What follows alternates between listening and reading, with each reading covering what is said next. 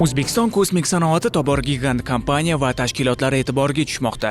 Gap shundaki, 2025-yilda Avstraliyaning Sidney shahrida bo'lib o'tgan Xalqaro astronavtika kongressi ramziy ma'nodagi kosmos eksposida O'zbek kosmos agentligi delegatsiyasi mamlakatimiz nomzodini ilgari surdi va minglab xalqaro ekspertlarning yakdil qarori bilan Samarqand 2028-yilgi kongressni qabul qilishi belgilandi. Bu tarixiy voqea nafaqat mamlakatimiz, balki butun Markaziy Osiyo uchun ham kosmik sohada yangi davrni boshlab beradi. 28-yilda bo'lib o'tadigan kongressga bizni endi raqobatlarimiz deb aytsak, bu Xitoy Xalq Respublikasi, Hindiston va Bahrayn bo'ldi. Kongressda biz o'zimizni imkoniyatlarimizni ko'rsatib berdik. Davlatimiz rahbari tomonidan mana shu sohaga berilayotgan e'tiborni mevasi sifatida mana shu kongressni butun dunyo hamjamiyati O'zbekistonda, aynan Samarqand shahrida o'tkazilishiga ovoz berishdi va biz bu narsani yutuq sifatida olib kelib berdik. Men o'ylaymanki, bu juda ham katta, butun nafaqat O'zbekiston Respublikasiga, balki butun O'rta Osiyo mintaqasiga bir juda ham katta bir yutuq hisoblanadi. Mutaxassislarning aytishicha, Xalqaro astronavtika kongressiga mezbonlik nafaqat ilm-fan va texnologiyalar rivoji uchun muhim maydon bo'ladi, balki mamlakatimiz iqtisodiyotiga ham sezilarli daromad keltiradi. Masalan, Sidneyda o'tkazilgan joriy kongress Avstraliya iqtisodiyotiga qariyb 27 million AQSh dollari miqdorida daromad olib keldi. Samarqandda bo'lib o'tadigan anjuman 10 mingdan ortiq xalqaro mehmonlarni yurtimizga jalb qilishini inobatga olsak, xalqaro ko'rgazmalar orqali turizm, xizmat ko'rsatish va tadbirkorlik sohalarida katta iqtisodiy samara ta'minlanadi. Bu kongressni o'tkazish juda katta effekt beradi. Birinchi o'rinda shu aytib o'tganimdek xalqaro imijimizga, ikkinchi o'rinda bu baribirga ham juda yuqori saviyali texnologik rivojlangan ekspertlarni O'zbekistonga kelishi, ya'ni bu ular uchun bu davlat o'zligiga kashf etish imkoniyatini beradi. Undan tashqari turizm salohiyati uchun, ya'ni bu kongressga hozir bizning hisob-kitoblarimiz bo'yicha 8 mingdan ortiq xorijiy ekspertlar kutilyapti. Undan tashqari juda katta ekspo bo'ladi. Kongress doirasida eng katta yutuqlardan bittasi yana bu kongressni alohida bir kun ajratiladi, ya'ni public day deydi. Xalq uchun ochiq eshikli kuni bo'ladi.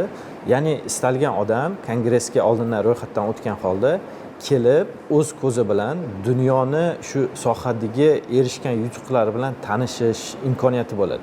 Ya'ni bu bizning yoshlar uchun ham juda katta imkoniyat beradi. Ya'ni yoshlar o'z ko'zi bilan O'zbekistonda kelib, dunyodagi o'sha kosmik sohadagi erishilgan natijalar bilan hammasi bilan tanishish, kosmonavtlarni skafandr kiyimidan boshlab turib, boshqa sun'iy yo'ldoshlarning o'sha modellari, raketa modellari hammasi bu ekspoda juda yaxshi namoyish etiladi. Ya'ni bu bolalarni kelajakda o'zini kasbini ham shu yo'nalishga bog'lashga juda katta turtki beradi deb o'ylaymiz.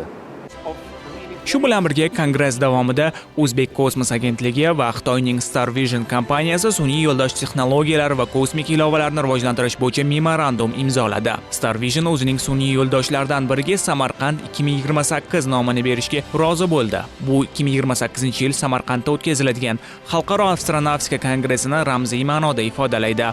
Shuningdek, memorandumga ko'ra yerni masofaviy zondlashga mo'ljallangan mazkur yo'ldosh uchun sun'iy intellekt modulini O'zbek kosmos agentligi mutaxassislari ishlab chiqishadi. O'zbek kosmosi bu sun'iy yo'ldoshni ishlab chiqishdagi asosiy roli aynan shu sun'iy yo'ldosh ichida suratni qayta ishlab yerga yuborish va aynan shu qayta ishlash uchun javob beruvchi sun'iy intellekt modeli aynan O'zbek kosmos agentligi tomonidan ishlab chiqariladigan bo'ldi. Bu model nimaga mo'ljallangan desangiz, bu model asosan qishloq xo'jaligi yo'nalishi uchun mo'ljallangan. Yanada aniq qilib aytganda, bu daladagi qaysi ekin turi ekilgan degan savolga javob berish. Bu nimaga yordam beradi? Surat olingan zahotidayoq unga qayta ishlov berish bo'ladi va tezda yerga qaytarib tushirish mumkin bo'ladi. Ya'ni tahlil kosmos o'zida bo'lib o'tadi.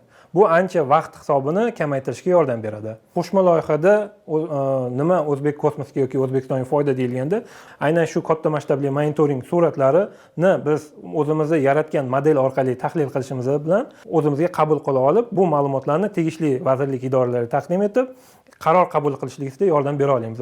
Aynan shu narsa meni fikrimcha juda katta yordam beradi bizga.